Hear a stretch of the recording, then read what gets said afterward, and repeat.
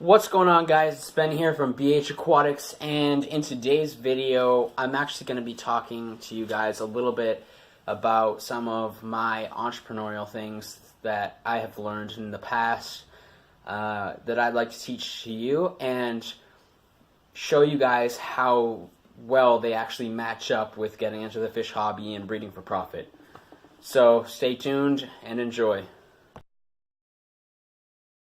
So today we're going to be focusing on how to market your fish. First of all, let me just start off by saying what qualifies me to teach you guys this. At first, this year I took an entrepreneurship class in school. I'm a freshman. So although I have only taken a class once, I have read 3 books. I've read all the different Marketing for Dummies books. Well, other than that, since we're kind of mashing it together with the fish breeding for profit stuff, I've had 9 years of experience with fish as a hobbyist. Together, about 12 years of experience from both entrepreneurial things, because I've been breeding for profit for 2 years, and just this year I took an entrepreneurship class. So together that's about 3 years, with the 9 years of experience in the fish hobby, about 12 years of experience. So let's just start off with one of the basics in marketing, and that's when you're trying to find your target group that you're going to sell to. Basically, when you're looking for a target group, the easiest way to start is by finding which age group has the most interest in what you're trying to sell. So for instance, what I found is, yes, there's a good amount of younger people in the aquarium hobby, but what I found is that most people right now are older people, baby boomers, for instance. A lot of the clubs that I'm part of, the clubs that are in my area, some of the clubs all around the country, United States of America, they're run by baby boomers. So that's like people 60 years and older, I think, 66 years and older.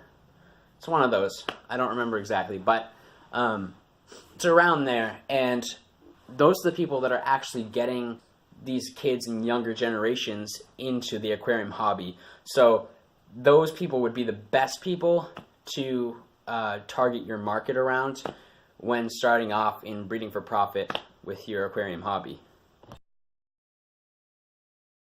So now that you've picked the age group that you're targeting your market around, you want to figure out ways that you want to sell your products to this target market.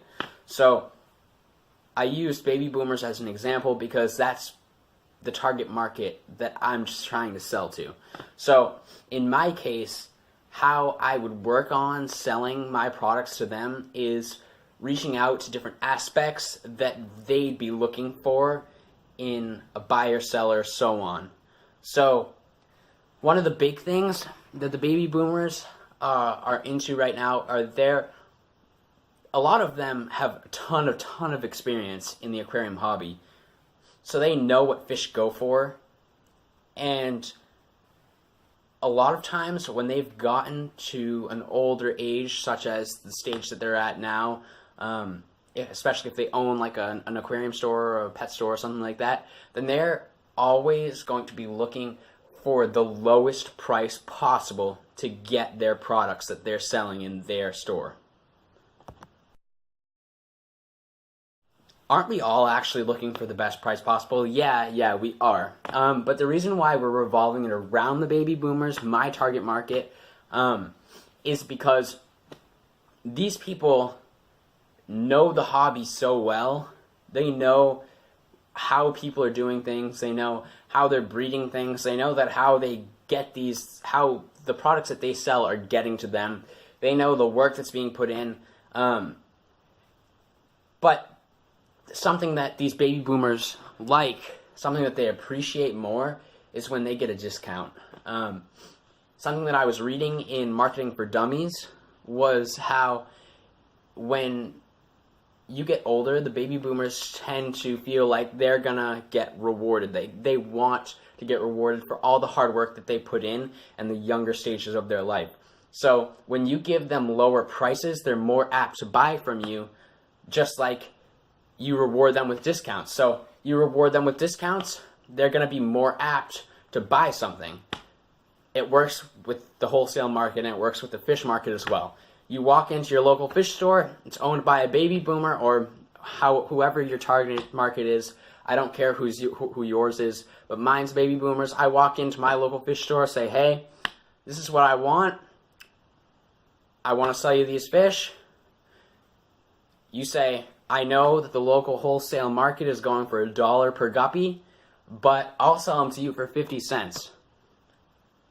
That's one of those things that really gets them going. That's one of the things that will get them more apt to buy from you, because they're getting a better deal than anybody else would right off the bat. They're getting a good deal without even having to ask you. They're not asking you for the good deal. You're just giving it to them right away. You're giving them the easiest way possible to get a good deal. Whereas some of the other stores and some of the different things, some of like the younger people, they're willing to give you a good deal, but they make you work for it a little bit. Like, for instance, like bartering and stuff like that. Like, hey, give me like $10 here. How about $5? You know, you going back and forth like that. These people, right off the bat, hit them with something that they'll like, and it's going to get you like a good amount of profits and a good amount of business from the people you're trying to sell to. Right now, we're going to fall a little bit off the topic of baby boomers, which is more specified to me personally. And we're going to be talking about the process of marketing generally. So, in the process of marketing, you're trying to sell your product. That's all marketing is. You're trying to sell your product and make a profit on it. So, this is what we're going to do to get off topic. I'm going to share an experience with you that may help you to give you a good idea on many other ways, a generalized way you can market. Yeah, you can have a target market, and honestly, target markets are the best way to start off, at least from my perspective and from the perspectives of some of the authors of some of the books I've read. Picking a target market is definitely the best way to start off. But once you've picked a target market, you also want to expand. You want to get more people interested. So when you've gotten more experience, why don't you broaden your horizon and you say, hey, I don't want a target market anymore. I want to get as many people intrigued into what I'm selling as much as possible. So try and reach out to the other generations. Throw something at them that will get them intrigued, something that intrigues their senses. So this year I did one of the DECA competitions. Some of you may have heard of the DECA competition. It's a business competition that you go to. And one of the questions I had to do was I had to try and I had to basically present a business plan for a record store to the judge, and the judge was acting as an investor from the bank that would invest into my record store if I did it well enough. So he asked me, all right, so what's your target market? And I said to him, I don't want a target market. As much as this is exactly the same as what I'm trying to get across the baby boomer thing. As much as the baby boomers will probably go to the record store more often because they have more record stuff, like for instance, they have more of those like players. I really don't remember what they're called, the turntable, I don't know. Since they have more records and they have more record players and things like that, and vinyls and things like that, they're going to be more interested in what the record store is selling. So I said, I don't want that. I want more business. I don't want to just get old folks coming in, and my apologies if you're older generation, baby boomer generation, but we don't just want old folks coming in. We want the new generation coming in, because we know if they come in, if it gets popular in their generation, we're going to make a ton more money. So use something to reach out to their senses. An idea that I actually had before I made this video was, what could I do?